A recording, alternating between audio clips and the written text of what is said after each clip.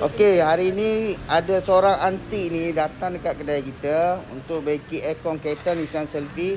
Aircon dia tak berfungsi. So, apabila dia datang ke bengkel, alhamdulillah setelah ni kita dah settle. Okey, saya nak review sikit daripada aunty. Aunty, macam mana okey ke kerja kita? Okey, sini servis okey. Okey. Orang yang menerangkan itu dengan terang sama saya Okey. puas hati. Pasal itu saya cuba lah. Okey. Harga pun okey. Okey, okey ya. Dari mana aunty tengok kita punya kedai? Dari Facebook lah. Dari Facebook. Okey. Rasa boleh recommend lah selepas ni. Iyalah. Boleh, boleh. So, sebelum-sebelum ni aunty tak tahu pasal aircon kereta lah kan? Tak tahu.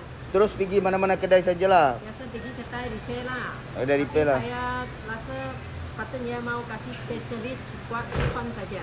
Okey, okey. Betul? Pasal dia mesin semua komplit mah. Ya, ya, ya. Ni kita punya mesin banyak sini.